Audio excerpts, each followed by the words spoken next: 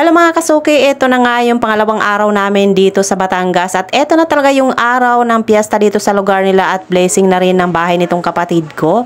Pagising nga namin sa umaga, ito nagkape lang muna kami ng saglit. Paglabas ko nga ng bahay, ito nagsisitan pa pala itong catering at itong mga lamesa pero hindi pa naman halos lahat natatapos. Pero kami ay pansamantala muna kaming aalis, pupunta kami ng palengke. At kung mapapansin nyo nga yung katabi nilang bahay, aba ang ganda nga ng setup. Pero kahapon pa yan na setup pero yung mga upuan ay ngayon nga lang. At eto na nga yung ganap namin pagpunta namin ng palengke. Bumili nga lang kami dyan ng tapa. Ito nga pala yung dadalhin namin pag uwi namin. Hindi nga lang yan ang binili ng kapatid ko dahil bumili pa nga itong kapatid ko ng bilo-bilo yata. Yun yan ang tawag sa amin pero kasama pa yung kaldero. Pero sa kanila hindi ko alam kung anong tawag nito. Basta sa amin ay bilo-bilo ang tawag dyan, yung malagkit. At hindi naman kami nagtagal dyan. Pagdating namin dito sa bahay, eto na yung ganap. Talagang na-set up na lahat ng lamesa at upuan. Kakain ka na lang. Kanina pag-alis namin, hindi pa masyadong sit-up yan. Ngayon, ayan na, yung sit-up na. Nagtawanan pa nga kami ng mga kapatid ko dyan. Paano ba naman pagpasok namin sa loob ng bahay ay nagmamap na itong kasama nitong kapatid ko dito sa bahay. Kaya naman sabi ko, naku, wala na tayong magagawa. Nakatunganga na naman tayo ngayon. Charis! Gagawin. May naglilinis na. At ang sabi nga ng kapatid namin ay magsiligo na lang daw kami. Wag na kami mag-isip kung anong gagawin namin dahil marami kaming maliligo. Kaya naman pumasok na kami sa loob ng kwarto. At eto nga, nakaligo na silang lahat. Ako eto, nagdadaldal pa, Charis.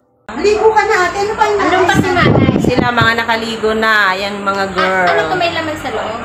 At kinukulit na nga ako nitong kapatid ko na mga ligo na nga daw ako dahil maya-maya mag-uumpisa na yung blessing. Darating na si father at hindi naman nagtagal. Pagkatapos ko maligo, eto dumating na nga yung mother-der namin. Yan yung aking mother-der.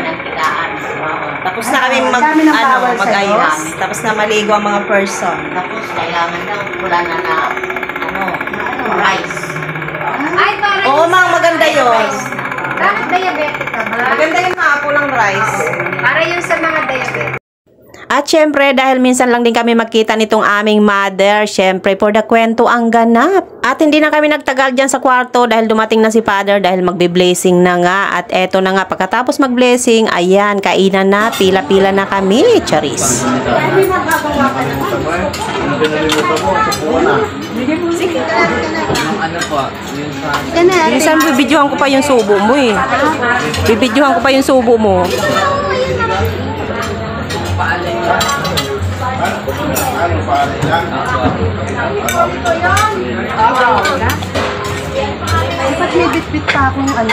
At eto, nakakuha na ako ng pagkain ko. Pero itong kapatid ko, ang layo ng inupuan, dulong-dulo talaga ang hinanap na upuan. Pero okay lang naman yon kahit medyo mainit doon dahil may hangin-hangin naman ng konti.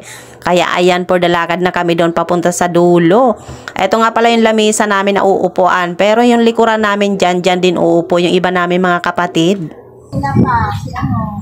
Tayo. Oo, tayo ba ito? Hindi, konti nga sa iyo. Ito, almusal. Wow, ang sarap. Yung mag-isa ka lang dyan, ano yan?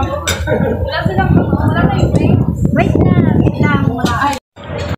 At eto na nga, mag-uumpisa na akong kumain. Pero ang una ko talagang kinain dyan, yung balat ng lechon. Nako, dahan-dahan ka kasuki, baka ikaw ma-high blood. Ay, pasensya na muna kayo mga kasuki. Pero for today's video ay iinggitin ko muna kayo. Tara, kain tayo. Ganda pa ng view namin, oh.